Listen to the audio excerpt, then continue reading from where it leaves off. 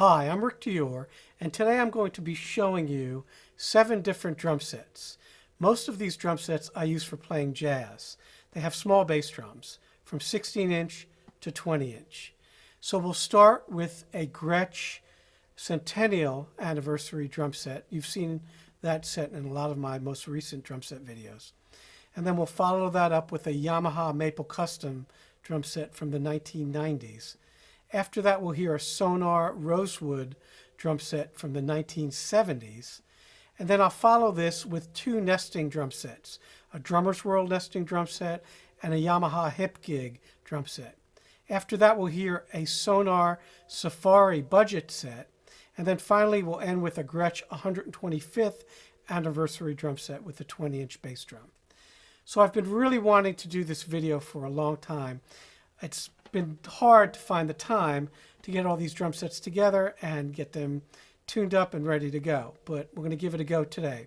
Now, as in all my drum set videos, I only use one mic, and I don't know if you have seen this mic before, but it's right above my head, and that's normally how I record. We'll raise it up a little when I record, so you probably won't be able to see it. But I wanted you to take a look and see what it looks like. It's an AKG C24. It's a stereo mic. It's got 2 capsules, and they're X wide like this. So one's pointed this way, one's pointed that way. And that's so I don't get any phase cancellation. It's a good way to mic drums, called an XY pattern. And we'll be doing a microphone video pretty soon here on drum mics. Anyway, that's the only mic I want to use because I want to give all of you an idea of what I hear when I play. So there's no other mics involved in any of these videos. And it's an acoustic sound, so there's no EQ, no compression. It's basically, I don't do any editing. It's just a straight take. Even if I make mistakes, I just leave it. And that's how I like to do these videos. I can do them fast, and I can do lots of them. So that's how I've been doing them. And we'll just be using this one mic to record all these sets today, so you'll really get an idea of what you're listening to. The levels will all be the same, and hopefully it'll turn out good. I'm sure you're going to hear lots of differences with all these drum sets, and that's the goal of this, to hear the differences with different brands, different materials that the drums are made out of, different sizes, and I'm sure I'm going to learn a lot too. It should be really interesting. So we'll start out with that Gretsch Centennial kit, and we'll move on from there. And I hope you enjoy this, and keep writing. I always enjoy hearing from you.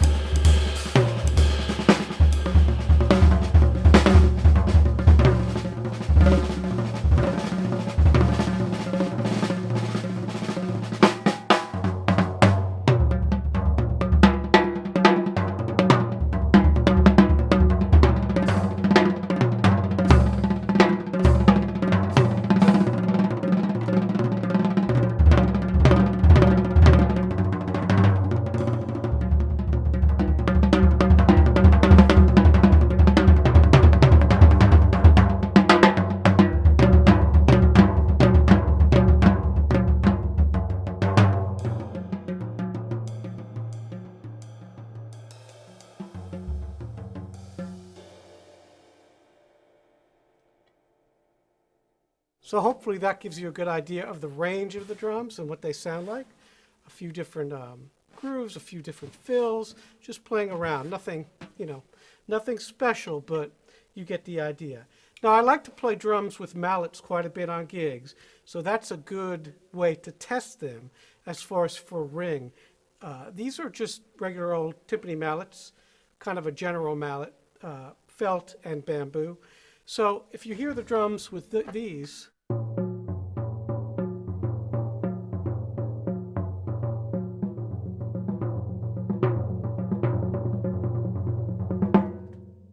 they have a really, really nice tone. And you see here I tune them, here's an octave, a high F sharp, a low F sharp, and an A.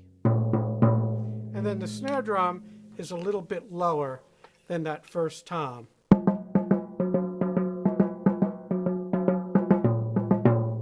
But it's going to be higher than the 12. Now sometimes I use these one up. In other words, one tom I'll either use the 10 or the 12 here. And by the way, the sizes are a 6x14 snare drum. We have an 8x10, so it's 10-inch diameter, 12-inch diameter, and 14x14 floor tom. And the bass drum is 18x14. I really like this bass drum on this kit. It rings just the perfect amount. And there's no muffling on any of these. And all these drum kits, by the way, will be recorded with one stereo microphone, which is above my head. And this is a AKG C24 mic. That's it. No other mics, okay? So that's one way I like to use mallets on the toms when I tune them and just to make sure everything's working. It's the mellowest way you can hear them. Now, what are these drums good for? Well, they're good for playing straight ahead jazz, that's for sure. And I've used them on hundreds of recordings. It's pretty much my studio jazz kit. I don't take them out of the house too much. I've had a drum set stolen before, and that's not going to happen again. So the drums that I gig out with are not as valuable to me as these. Now, I do use calf on these drums quite often, although now it's getting a little warmer and more humid. So I changed out the tom heads to Remo coated ambassadors, and then I have Remo clear ambassadors on the bottom. But on the snare drum, I have a calf head on the top and a diplomat snare side head on the bottom. Bass drum is 2 calf heads, front and back. That's what I like on these drums. And calf sounds great. Unfortunately, this time of year, it's just impossible to keep in tune because of the humidity. So let's talk about grooves and stuff that I use these for, and I'll play different grooves on all these drums. A lot of these kits can be crossover kits. This is not necessarily one of them. This is just basically a really good jazz kit. Of course, it works for Latin and stuff. If I play some funk on it, it sounds like this.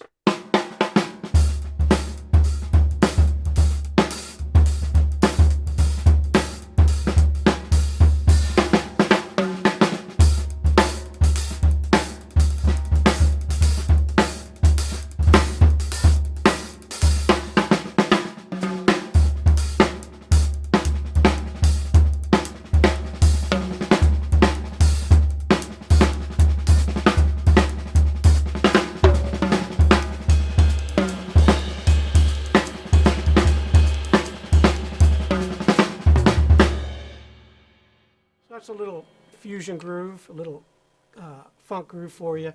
They don't sound bad at all. They're funky, but wouldn't be my first choice for something that has a real deep pocket or that has to have a lot of impact to the drums. But some of the other sets you'll hear do work more as crossover kits. But to me, this is just a straight jazz kit. Although it does work really well for Brazilian music and also Afro-Cuban jazz. So I'll play a little of that.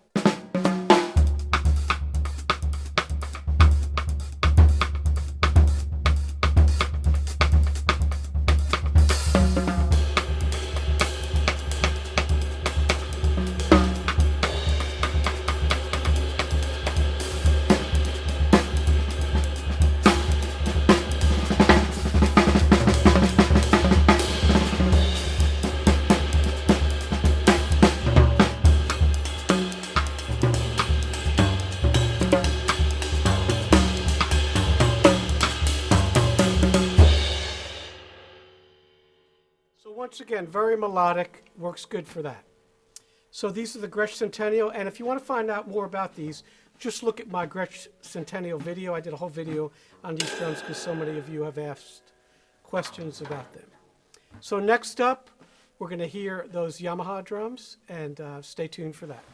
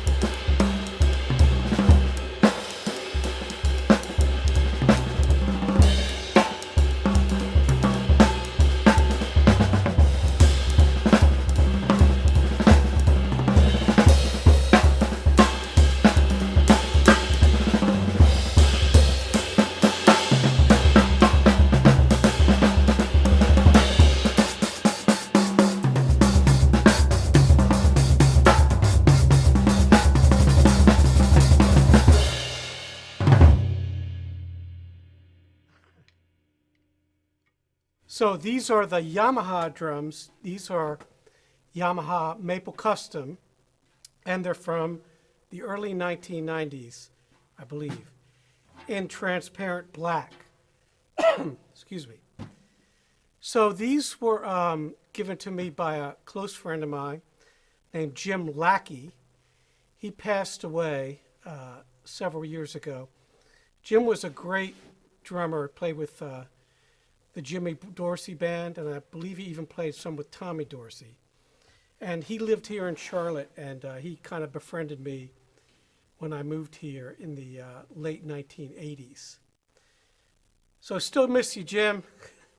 Anyway, these are beautiful drums. I know he used these for maybe 5 or 6 years before I got them, and they're in pretty much mint condition. But I do gig with these drums, and I like them, number one, because they're such well-made, beautiful drums. Number two, you can tune them down really low, and they ring forever. So here's what the toms sound like.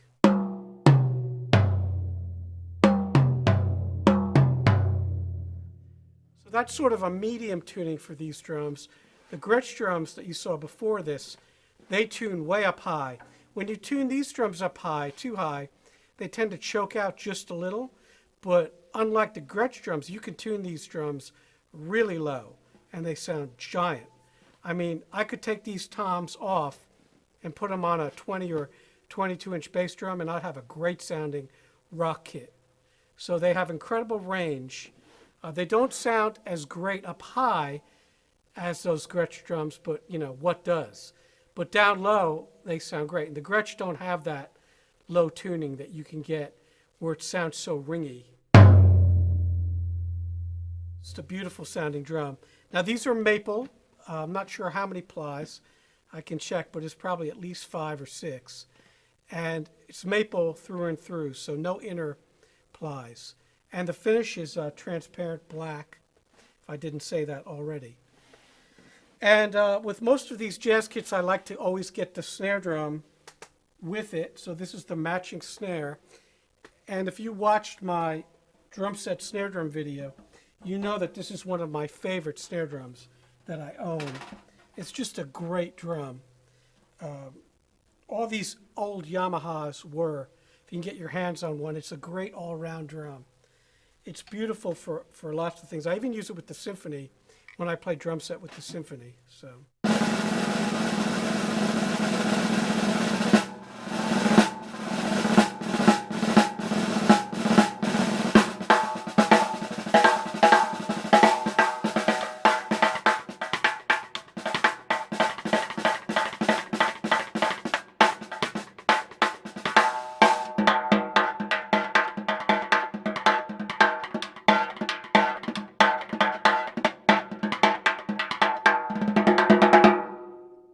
Has a great ring, just a great snare sound, and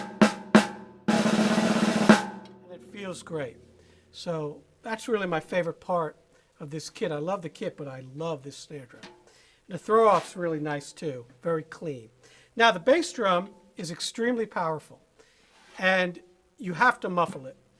Unlike the Gretsch drums, which there's no muffling at all, this bass drum, since it's solid maple, will ring forever. So what I do is I use a muffler on it, and I'll take this off and I'll show you.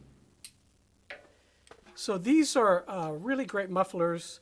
I'm not sure they're made anymore. I got a couple of them from Gary Chafee in Boston. Gary's a really great drummer, wrote all kinds of really great drum books as well, taught at Berkeley for a while. And he invented this muffler that's really spectacular. You can, I don't know if you can see that, you can unscrew it here once it's on there and tighten it. And it came with several types of pads that you could put on it and just take off. These have been on here for a while, but they Velcro. Such a brilliant idea. And so there's some really light ones. These are just like regular cymbal pads here. I like those. And I muffle the front and the back slightly, so it's not all the way on the head. And you can also adjust it like this. So it's just a brilliant idea. I should have bought more. I should have bought 20 of them because I looked for them recently and I couldn't find them. So if anyone knows anything about these, please write in. Let me know if they're still available. I'd like to buy a few more. And they don't rattle at all either. And they clamp right onto the rim. Now without it, I'll let you hear that actually. And that's also with the same muffler in the front. So when it's open, it sounds like a concert bass drum. And you can't really have that for recording.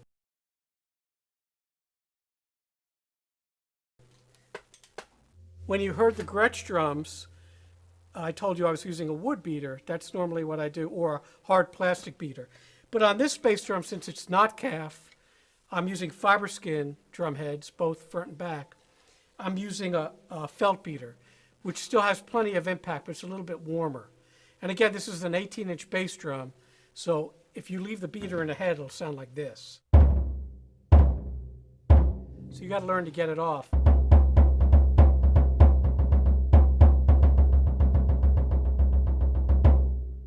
And it's tuned a little bit on the high side. I can crank it way up. Sometimes when you do that, it starts ringing too much. But for now, today, like I said, I tune these low. This is kind of my lower tuning jazz kit. Now all the heads here on this kit right now are fiber skins. I like those heads a lot.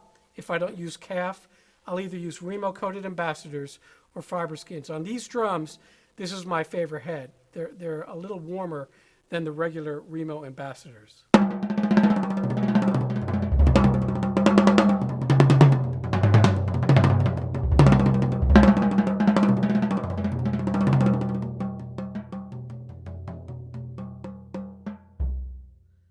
Also, on this kit, I tuned the snare drum higher than the first tom. On the Gretsch kit, the Centennial kit you saw before this, I tuned that tom higher than the snare drum. So it's like this. So it's even pitches from the snare drum, first tom, second tom, floor tom.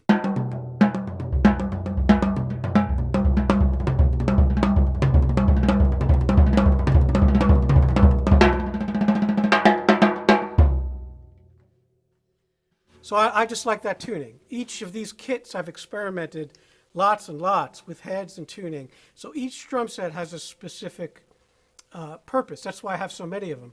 As you'll see, they all sound completely different. So I highly recommend these drums. Again, these are Yamaha Maple Custom. One of my friends told me they were absolute. I'm not sure about that. Maybe one of you can correct me. But they are from, I believe, the late 1990s, and in good shape. And I'll probably sell them one day once I retire. All right, we'll go on to the next drum kit, which will be a Sonor Rosewood kit. We'll be right back.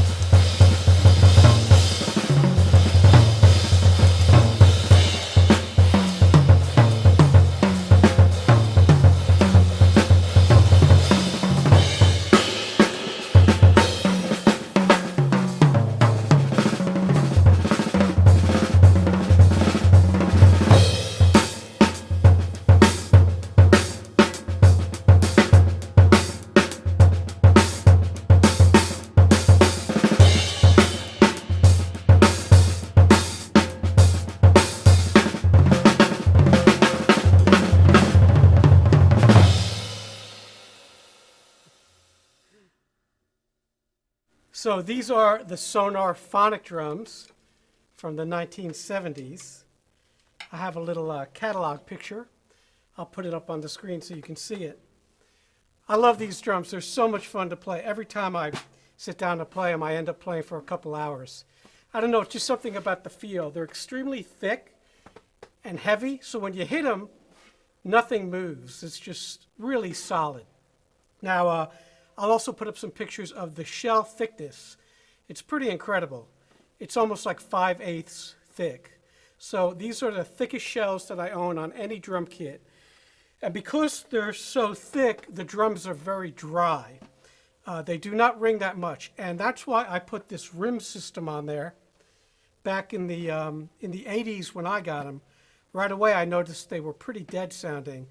So I went ahead and I cut off, I know sacrilege, right? But I cut off part of this tom holder here, took about 4 inches off of it, maybe 3.5. And then I put this rim system on, and then it fastens right to that. Before, what was happening, the tom arms were going right through the drum, and it just was dead. And as soon as I did this, they opened right up, and they sound great.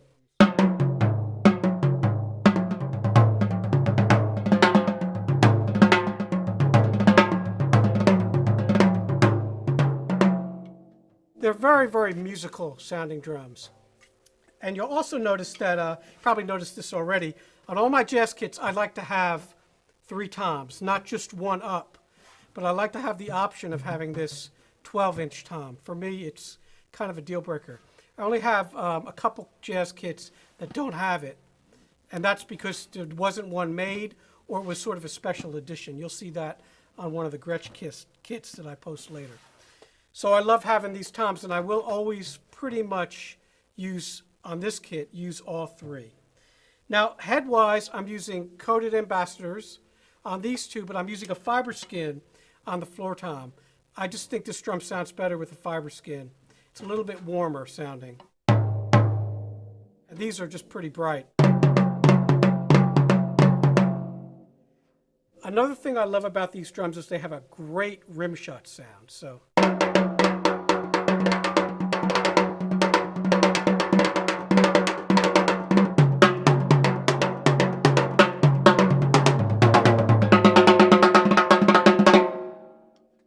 So when I used to play Latin gigs in New York, if I played drum kit, sometimes I would, not often, but I would, I'd bring these drums. They're very dry. They fit right in with the dryness of the congas and the timbales. Now I know in my drum set snare video, I told you guys about this snare drum, so I brought it out for you. This is an original drum that came with this kit.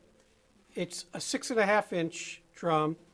And they are making some reissues of this drum, but and they sound great. I have one, as you saw, I showed in that video. They're just a little darker color and wood, but this one's a little bit deeper. Those are 5.5s. I believe this is a 6 or 6.5. It's a beautiful drum.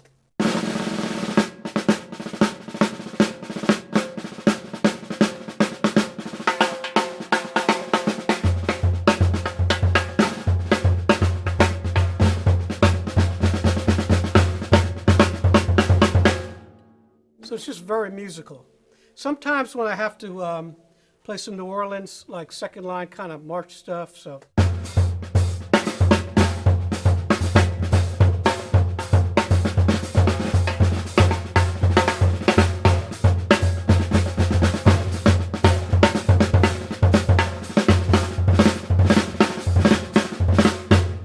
This is the kit that I use for that stuff because it's so dry sounding. Also, the cross-rim click on this snare drum, for some reason, rings really nicely.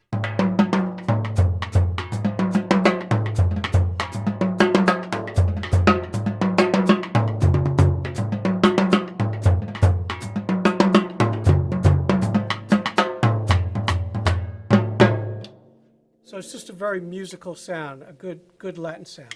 Now, the bass drum uses a muffling system that's pretty cool. Let me show you. I happen to have an extra one. So this apparatus is actually the bass drum muffling system. I took it out of another old Sonor Phonic drum. And only the Germans could design something like this.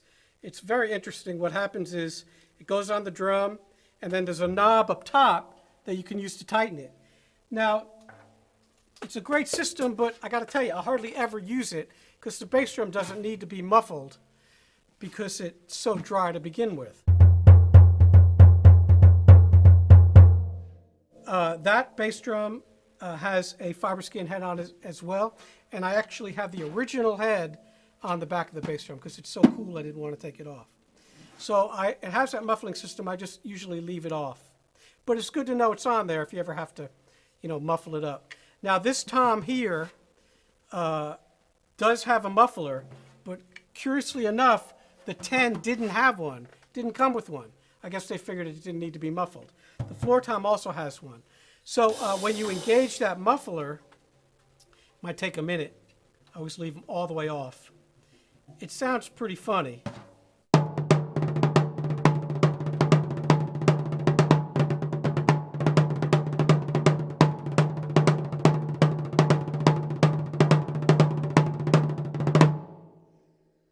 So I don't know when I'd use that. Maybe if I had some sort of, old Renaissance drum part, I could use that. But normally I leave them off. They don't rattle, which is a testament to Sonor at all.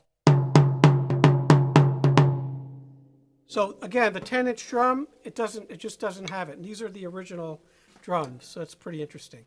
Now this drum has 5 lugs, this drum has 6, the floor tom has 8, and the snare drum has 10, if it matters to you. All right, the only other thing about these drums that you should know, and I said it before, they're unbelievably heavy. The bass drum alone weighs more than that entire Gretsch kit that I started with, the Centennial kit. They're very light. The Yamaha drums, the second kit, was a little bit heavier because they're maple. These drums, they are unbelievably heavy. So if you got a bad back, it might not be the kit for you. But again, they feel great when you play them. Now this is a crossover kit, so a lot of times if I have to play like a mix of music, if I have to play some funk or some rock and some jazz, which happens, on a gig, I'll bring this kit along. So I'll show you how that sounds a little.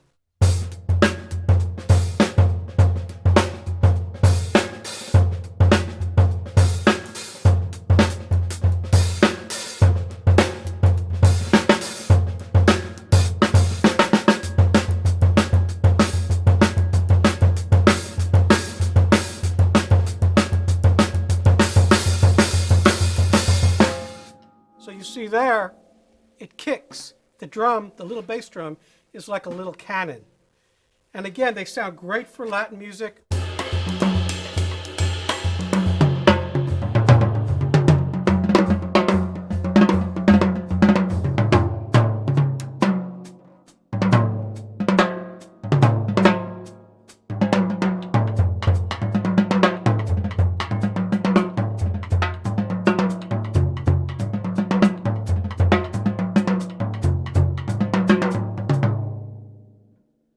And as you saw in the beginning, they sound great with mallets as well.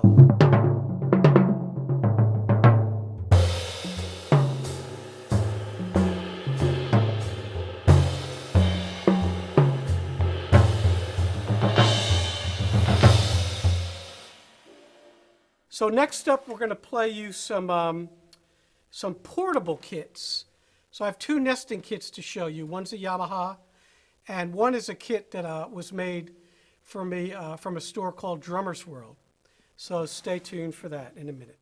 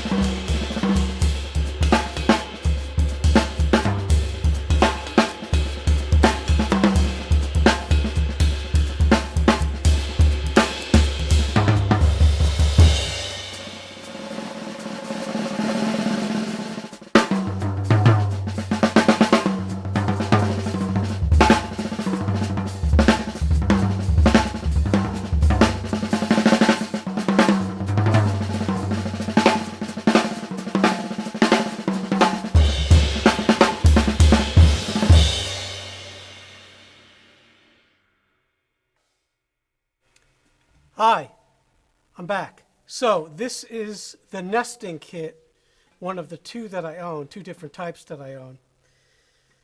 I also own some different sizes of these drums, basically two kits. So I got these from a place in New York called Drummer's World. A friend of mine, Barry Greenspan, used to own that store. It was on 45th Street in New York. It moved around a few times, but I actually was going there since the the late 1970s. When I was in junior high school, I used to skip school. Don't tell my mom. Well, can't anymore, but used to skip school, and I would go into New York on the train from New Jersey Transit, and I'd walk up from Penn Station to 45th Street and go visit Barry and pretty much stay the whole day there, hanging out. And I used to see guys walking in and out of there. You know, Elvin Jones would come in and out of there. Mel Lewis would come in and out of there. All these great drummers. Barry's still around. They had to let go of the lease, though, because it got too expensive in New York for him to have his shop. But he's still online, and they still sell these drums. Now, the original nesting kits were made there in the store by a gentleman who's no longer with us. But he started these up again in the, I guess, in the 2010 maybe. He started them up again. These particular drums are from 2013. And like I said, I bought two kits. I bought a kit with a 20, a 12, and a 15. And then this kit's an 18, a 10, and a 14. And as you are looking at these pictures here, you see that they nest inside each other, kind of like Russian dolls. And they're very portable. I can get the whole kit in one case, and then another case for my snare drum and a snare stand, and then a cymbal bag. And that's it. Not including, I have a hardware case too, so I should say that. The hardware I use for this kit is very light. It's not these stands. I'm leaving these up here for all the drums to make the switch out easy. But you'll see a picture here. I have this Gibraltar type of stand. It's like the old flat bass. They fold up. They're really light. So the whole kit all together probably weighs as much as that last Sonor bass drum you saw.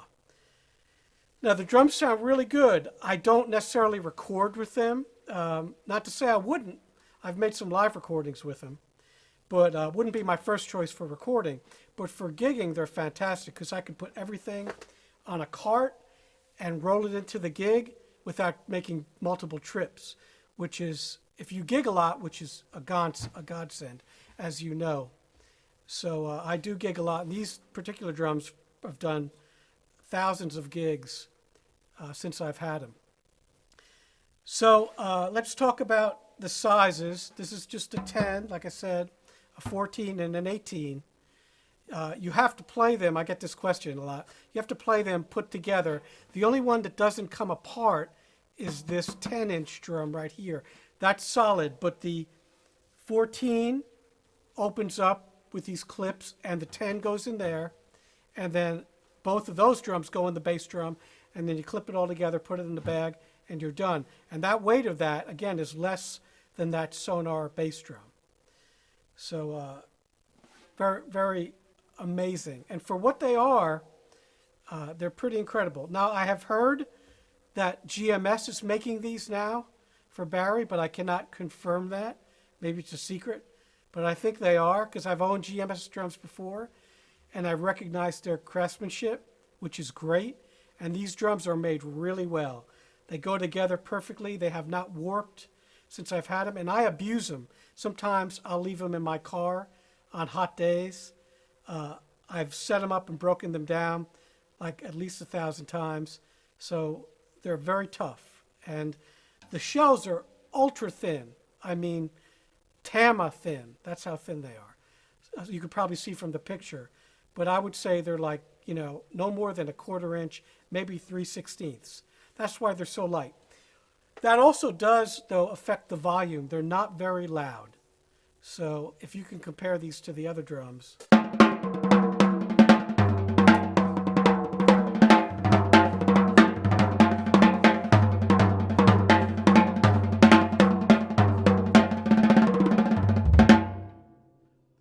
you can see there, the toms definitely do not have the volume that the other drums had. But that's okay, because most of my gigs I play are kind of quiet gigs. If I need something heavier, I'll just bring out one of those other kits. Now, the snare drum I'm using for this kit is one that I normally use when I play live. It's a Ludwig Super Phonic, an old one from the 60s. It's got the Keystone badge, so you can see. I showed this drum on my drum set snare drum videos, if you want to go back there. It's chrome over brass, and it's a great sounding drum. And it's one of my favorite snare drums. I use it all the time, and I'll play that a little for you.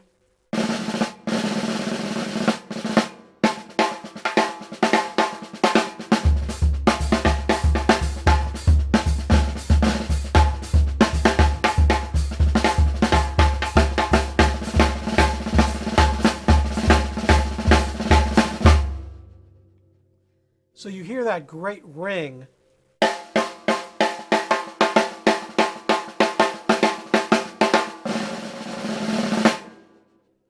Now this drum can be a little thinner sounding than the wood drums that you've heard previously, but it's also brighter, which has its advantages.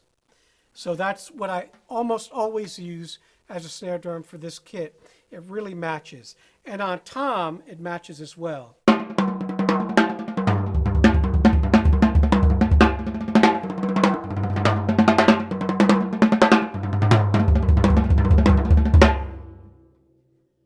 Now you see the tuning here. Once again, the snare drum is higher than this first tom. So far, the only kit that I've tuned the snare drum lower would be the Gretsch kit, the first kit. So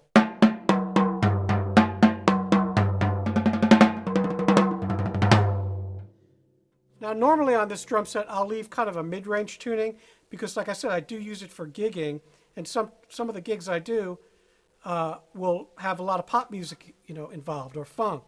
I'll play a little of that so you can hear.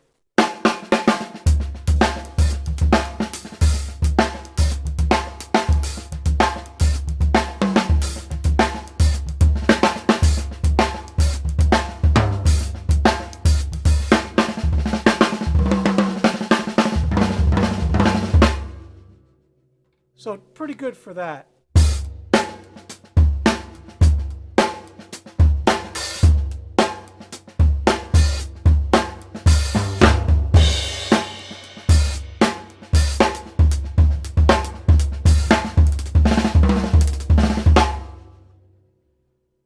Also, with brushes, like you heard in the beginning, the drums sound really, really nice.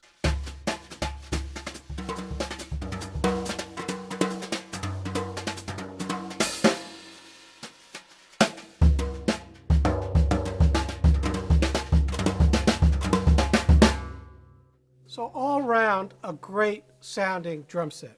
Highly recommended, very light, great for traveling.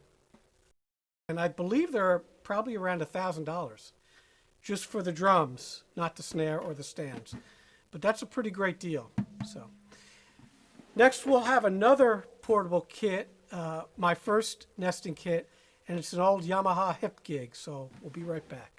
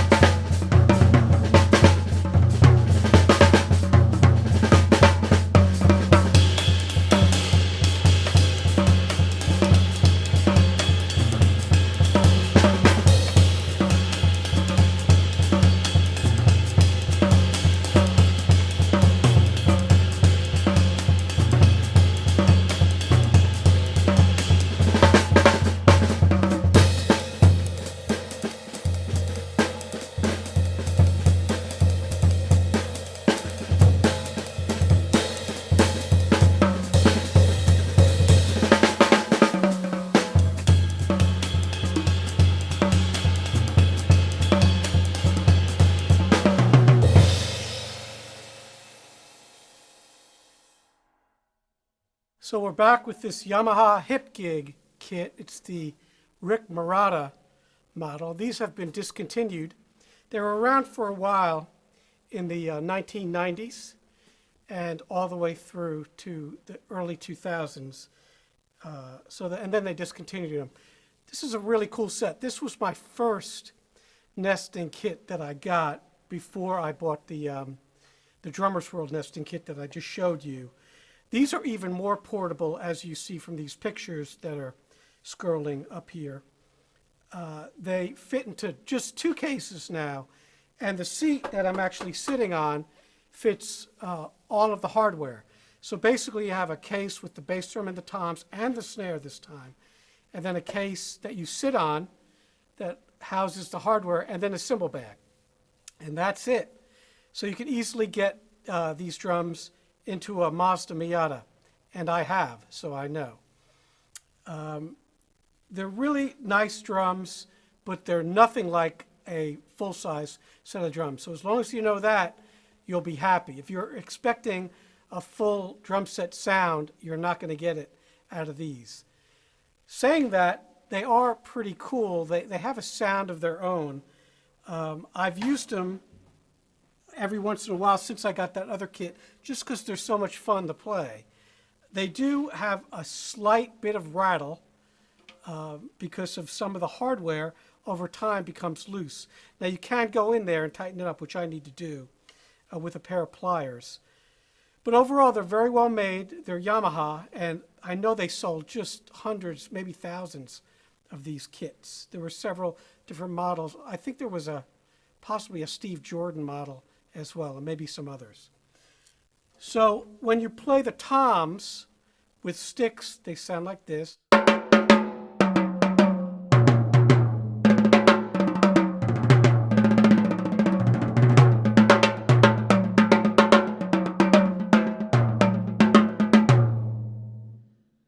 They have a very flat profile, kind of like the old Noble and Cooley pancake drums, if any of you are familiar with those from the 1980s. Those drums sounded incredible. Just that size, it's usually about 6 inches in height, but what they do is they change the diameter. And the drums, surprisingly, have incredible depth. They look funny, but they sound really good. So this is that concept. Now the snare is pretty small, so it's kind of difficult to play brushes on.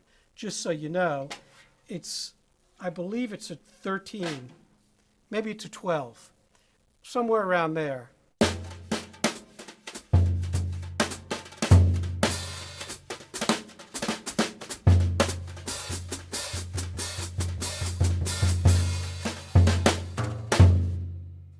But it's doable. It's doable. You just don't have as much real estate when you play ballads.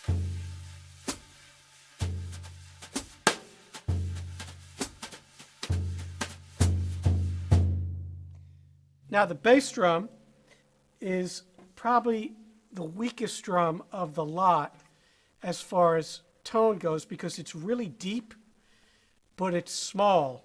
Okay, it's a 16.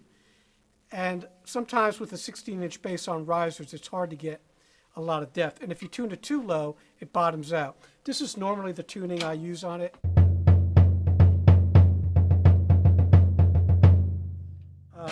Let's play just like a samba.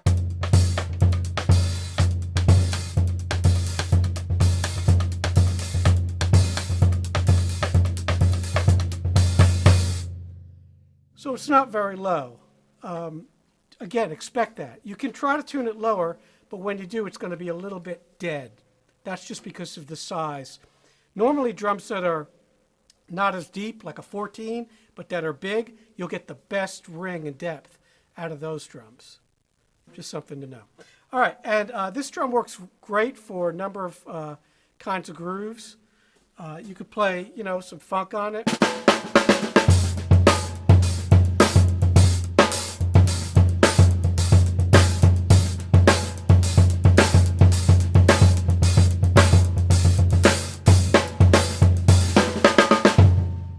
Sounds great. It really cracks. Not the depth, but you get the high end out of it. Now you see how this set goes together, it kind of looks like a TV antenna on your roof. It's pretty strange looking, but I have gotten a lot of comments when I take this out. People always come up to it and they're just kind of looking around at it. They don't know what to make out of it. But then, we get into a discussion, so it's a good icebreaker with someone. As far as the tone on the toms for rim shots, it's pretty good.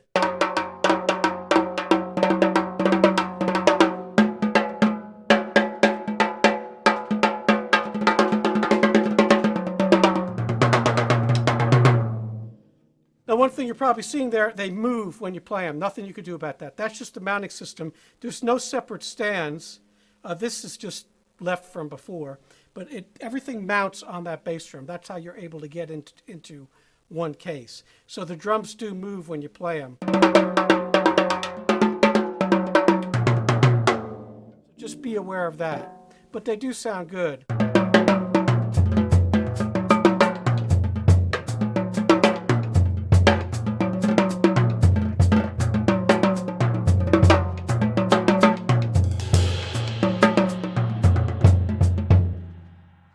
I've also used these on Latin gigs for kind of a timbale thing.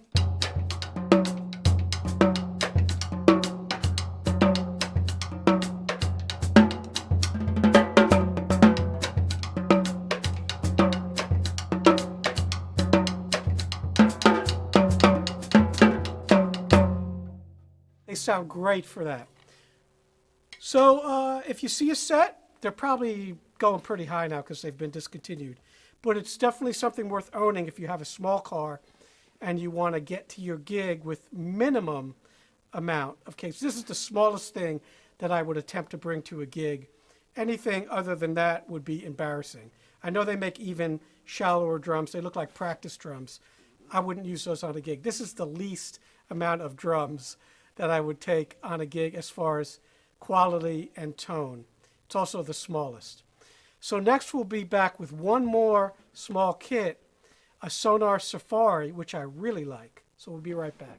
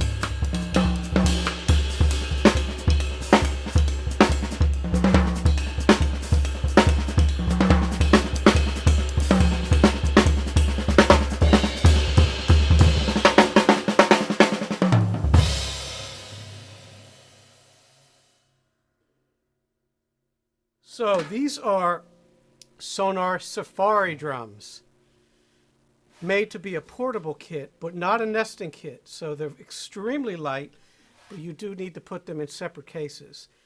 Now, believe it or not, I got this drum set for $100. I think when it was new, it was around $200. I bought them used. They were basically new. I think someone had bought them and they were moving away. It's been a while, several years. And I said, hell, it's $100. I might have traded a lesson for them. I think that's what happened. And they're actually very attractive, a really pretty kind of gray sparkle. Not sure they were made in any other finish. I haven't really researched them. But this is kind of a practice kit. I've played some gigs on them. They sound fine. This is another 16-inch bass drum on a riser, just like the Hip Gig. The thing about this drum, it doesn't have the depth, which is a good thing, because it does sound a little better. Now, I tuned it way down, because on this kit, when I use it for practicing, I practice a lot of things with ostinatos, a lot of hand-foot coordination stuff, you know, like.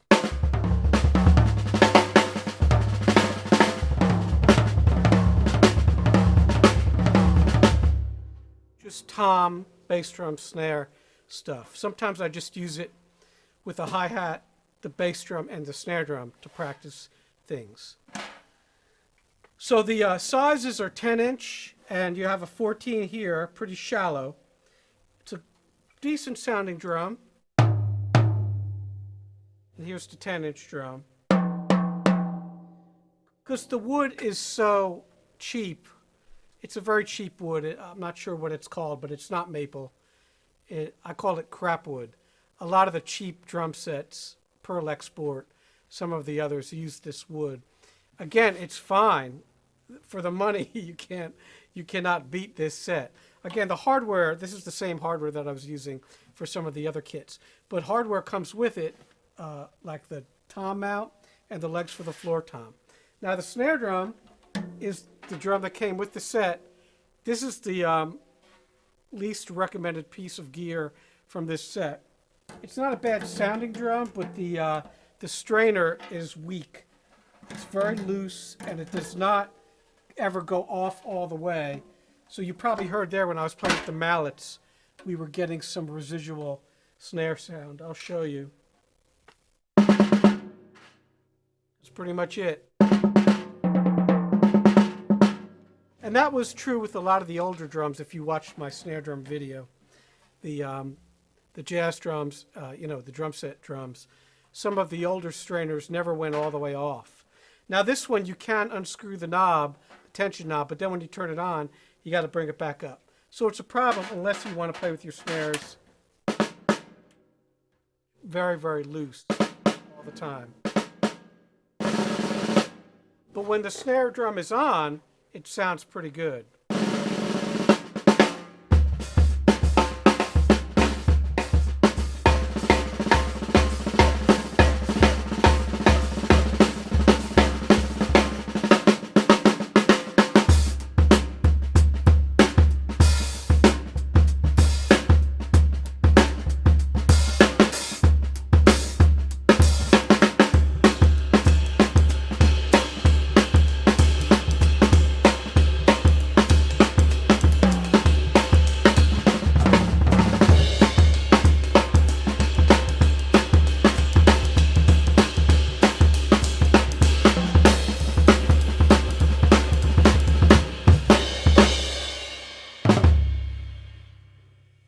They're really fun drums to play. So if you see a set and it's in that range, I would definitely suggest picking these up.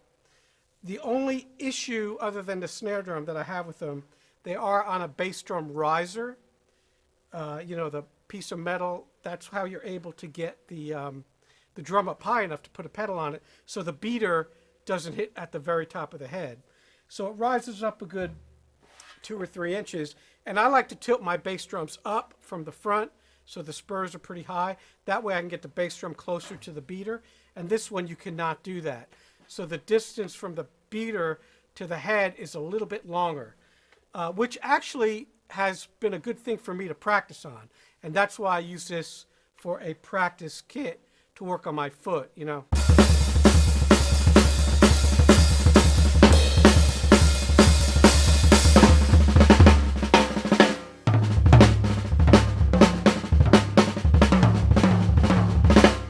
So all those kind of like little rock fills, it's good to have that extra space because it makes me work harder. And then when I play on a regular drum set, it's actually a little bit easier. So I kind of liked it, that situation. It forces me into doing that. But that's the only weak things about the kit. It's extremely light. They aren't nesting, so you will need separate cases. But they are attractive. They're made in China. They're not made in Germany. And I would definitely recommend changing the heads.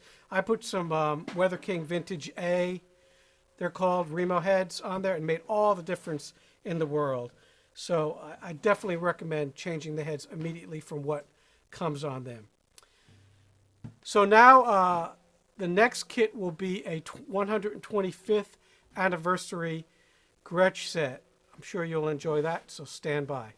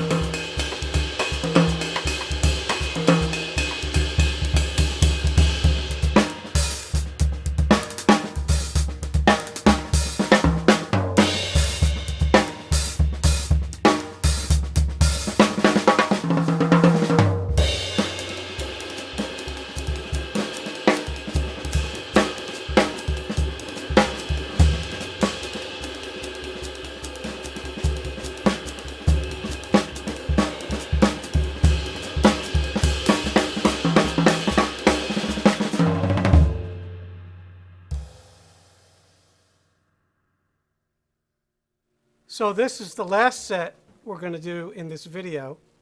This is a 125th anniversary Gretsch drum set from 2008.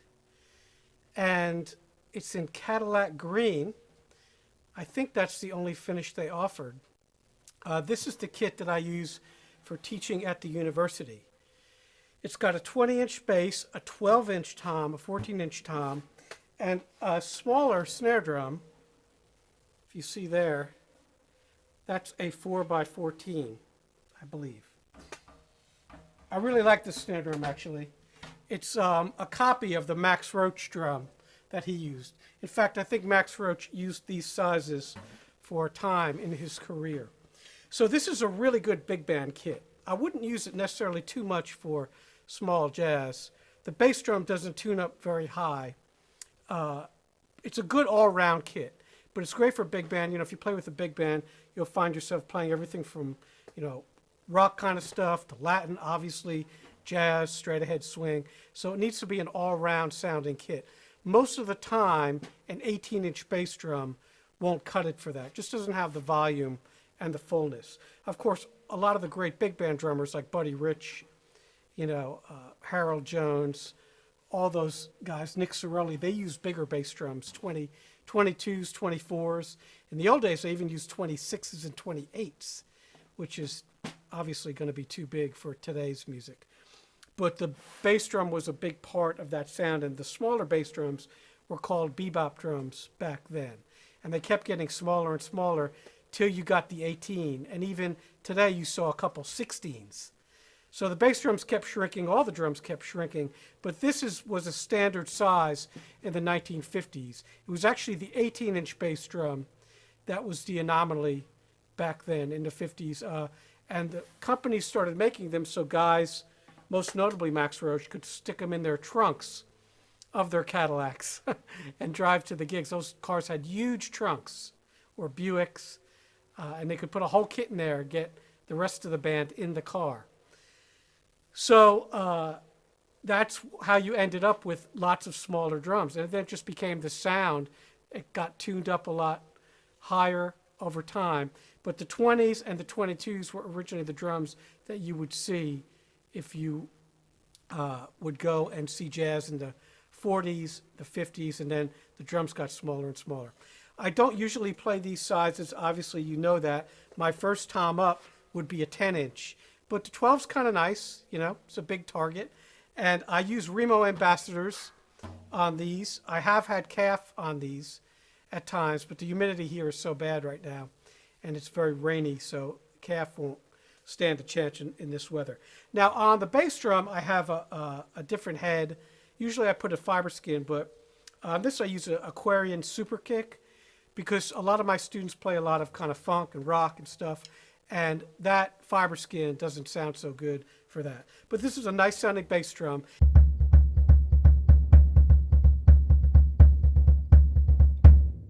So that's felt. Now this has the typical growly Gretsch floor tom sound. The Jasper shells, remember I told you they have that layer of gum in between, or whatever it's in between there. And it lends itself to that kind of almost detuned floor tom sound. It's not solid maple, which is a pure tone. So you always get that kind of sound.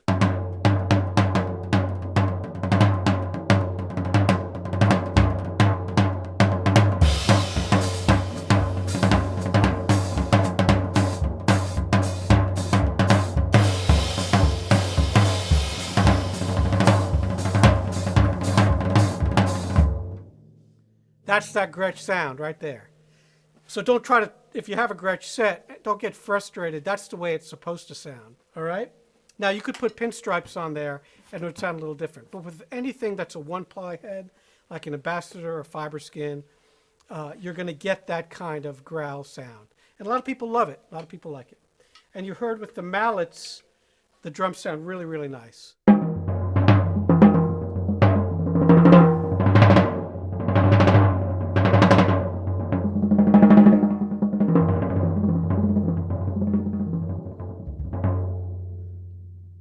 Very timpani-like. They have a nice ring.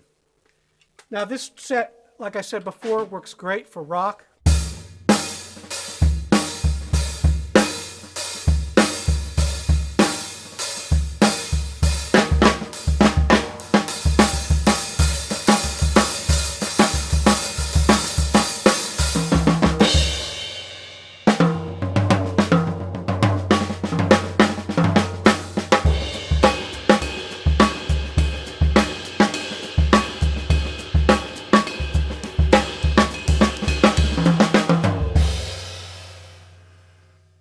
works great for Latin playing.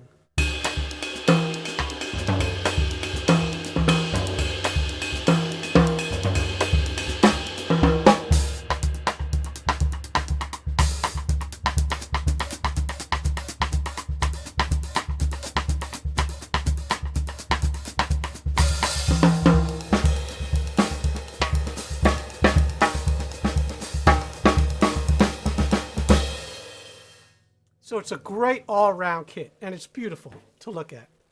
Now this finish here, if you remembered all the way back an hour ago, probably, the Gretsch 100th anniversary set was gold-plated. So the hardware, the gold hardware, did not oxidize. This is not. It's plated, maybe brass or something, but it is oxidizing. Probably, well, I guess they're 12 years old. So they're probably going to get pretty bad eventually. So these are oxidizing. It's not that gold plating. It's something else. And that drum, that drum set, the Gretsch Centennial set, is obviously a hell of a lot older. It's almost 40 years old at this point, and it hasn't oxidized. So that's unfortunate with this kit. Otherwise, it's great. The drums sound great, and I'd highly recommend them. So this has been really fun. It's been exhausting for me, setting up all these kits and getting them out and getting them together, and in some cases cleaning them, and in some cases changing some heads, which I hadn't done in a while. But I've really enjoyed it, and I've learned a lot. It's so surprising when you hear stuff back recorded, how different the drums are, and things you thought would sound a certain way sound a different way. And remember, I'm only using one mic, this stereo mic above my head, so if they were close mic, they'd sound a lot more processed, but there's no EQ, there's no compression, there's no editing. It's just me playing, for good or for bad. But, you know, it's very interesting listening back to some of the drums, how surprisingly great they sound. And other things were like, you know, that needs some work. And again, if you're unhappy with the way your drums sound, first thing you want to do is change the heads. If they're old heads, absolutely. But some heads don't work with certain drums, especially with a high tuning like we want. Now, in this video, I've played all kinds of styles, everything from rock to jazz to Latin, just some experimental stuff with mallets, brushes. You know, that's kind of what I do. I do all different kinds of music. I'm calling this jazz kits because the sizes of the drums are jazz sizes. That does not mean you have to play jazz with just jazz. You can play anything you want with any size drum, and it sounds really cool. It's always good to have a kit with a small bass drum. That's great for recording. It's a great special effects thing if you're playing funk or rock. If you mic them correctly and use the right heads and tune them right, you can get an incredible effect. So I'm just going to play a little, and we'll call it a day. Eventually, I will do a video on all my kind of funk and pop and rock sets. I have several of those. The bass drums are bigger, mostly 22s, and that'll be fun too to check all that out. So take care, and we'll see you soon.